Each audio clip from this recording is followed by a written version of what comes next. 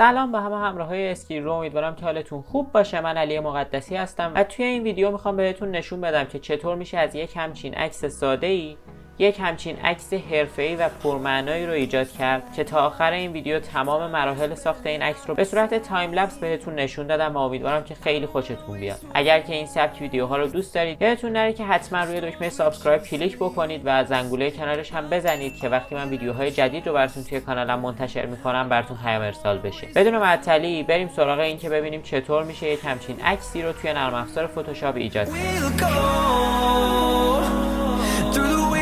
Through the highways till my shadow turns to sun rays, and on we'll go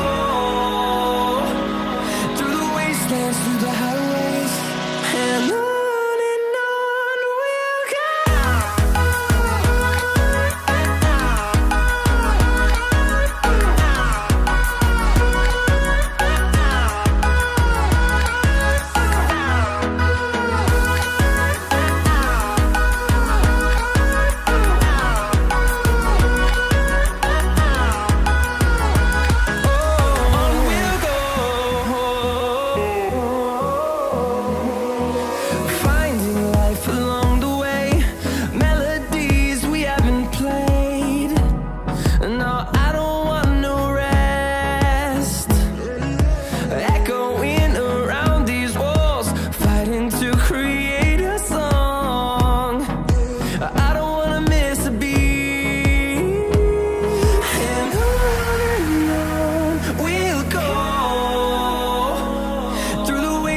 Through the highways till my shadow turns to sun rays, and on we'll go through the wastelands, through the highways, and on we'll go.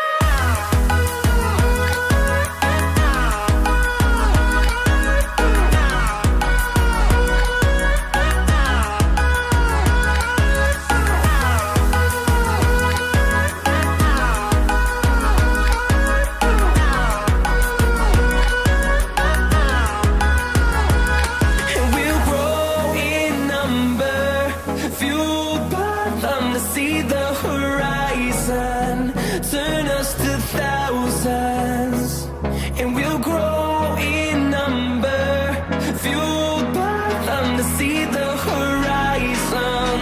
Turn us to thousands, and on we'll go through the wastelands, through the highways, till my shadow turns to sun rays, and on we'll go.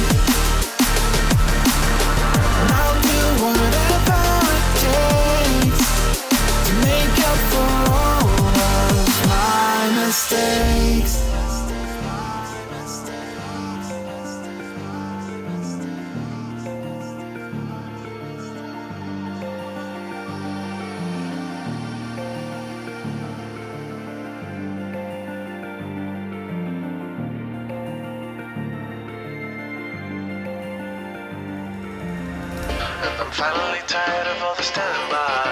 Never said that I was perfect, but I'm willing to try. Let me show you what I'm made of. I am so much more than my mistakes. And I'm finally tired of all the standing by. Never said that I was perfect, but I'm willing to try. Let me show you what I'm made of. I am so much more than my mistakes.